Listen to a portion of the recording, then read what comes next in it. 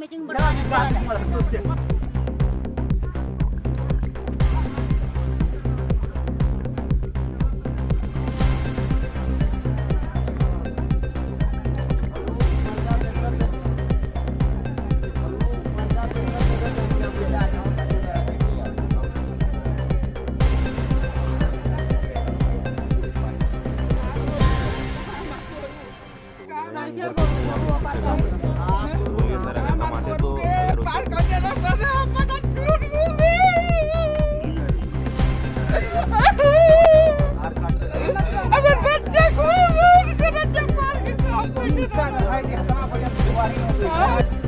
देखने जा कहां जाइए वो टीले वाला घर से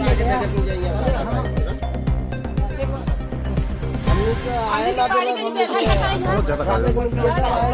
ना मशीन है बाप तगड़ा मशीन ही है फटाफट काट देते हैं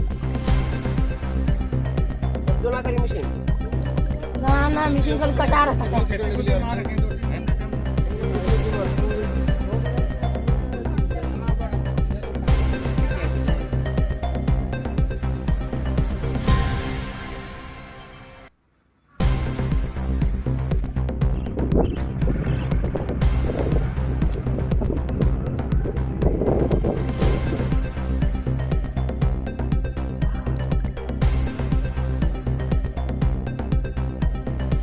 আমার বাড়ি হইল সোনারায়। আমার নাম হলো দদিবল তেলি। আমার বাড়ি থেকে রাত্রে 2টা পৌনে 2টার সময় রাত্রে গরুটা দেখছি ঘাস দেওয়ার সময় যখন থেকে ঘাস গরু নাই, এরপরে বাইরে দেখি গরু নাই, চিলাচিলি করলাম, এরপরে দেখা যায় গরু নাই। এরপরে তার বিএসএফের এখানে জানাইলাম, বিএসএফে কিছু কইল না। এরপরে আমরা গ্রামগঞ্জে আপনার নিজের মানুষের সব জানাই নাই গেল। এরপরে খোঁজাখুঁজি কোনো খোঁজ খবর পাইলাম না। পরে দিয়া দেখলাম যে গরুর পাড়া দিয়া দেখতে গেলাম তার কিনারে সকাল দিকে। এরপরে দেখা গেল এখানে তার কাটা গরু এইদিকে বাংলাদেশে। আচ্ছা, কয়টা গরু? গরু 2টা গরু। দাম কত হবে? গরুর দাম মোটামুটি লাখ টাকার কাছাকাছি যায়। আর কারো চুরি হয়েছে না তোমারই হয়ে? আরও আমার বাড়ির কাছাকাছি একজনের একটা ডেলি বাচ্চা হয়ে গেছে। কার নাম কি? নাম সীতারাম কই। কি বলবেন? আজকে 9 তারিখ মরাছড়া জিপির আন্ডারে সাউথ সোনারাই এখানকার বর্ডার ফেন্সিংয়ের এরিয়া থেকে পার্শ্ববর্তী 400 মিটারের নজদিক দুই ঘর থেকে 3টি গরু চুরি হয়।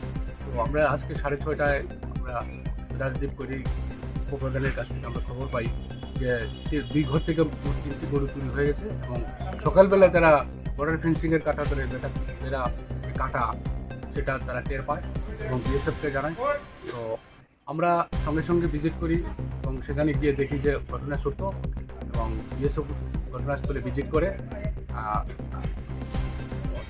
1903 নম্বর পিলার, পিকেট নাম্বার 1206, 1205, 1206 এমন পিলার নাম্বারের মাঝখানে বর্ডারের 3.5 ফুট বাই 8 ফুট এমন লম্বা একটা কাটা, সেটা দিয়ে অনুমান যে গরুগুলিকে সে বাংলাদেশে নিয়ে গেছে। তো এটা গরুগুলি কাদের চুরি হয়েছে? দুইটি ঘর থেকে চন্দ্রদীপ তেলি, তার ঘর থেকে 2টি গরু, বলদ গরু, চাষের বলদ গরু, আর সীতারাম কৈলির ঘর থেকে 1টি গরু, টেকি গরু নেড়া সাদা রঙের। তো এই গরু 3টি গরু রাত্রিবেলা 2টা 2:30টার সময় সেখান থেকে তারা টের পায় এবং পরবর্তী সময় দেখা যায় যে সেগুলি মিসক্রিয়েন্টরা বাংলাদেশের দিকে নিয়ে গেছে। বিএসএফকে ইনফর্ম করা হয়, বিএসএফ ঘটনাস্থলে আসে, দেখে আমরাও যাই। তো তদন্ত চলছে। গ্রামবাসীদের কথা অনুযায়ী লাস্ট 15 ইয়ার্স তক এই এলাকা থেকে এমন কোনো গরু চুরি হয়নি। এটা প্রথম এমন ঘটনা হলো। আমরা সেটা তদন্ত করছি, দেখা যাক। আমরা কারণ কোনো সন্দেহজনক আমরা করছি যে কোনো কেউ ইনভলভ আমাদের এদিকেও থাকতে পারে বা বাংলাদেশের নজদিক করতে থাকতে পারে। তো এই নিয়ে তদন্ত চলছে।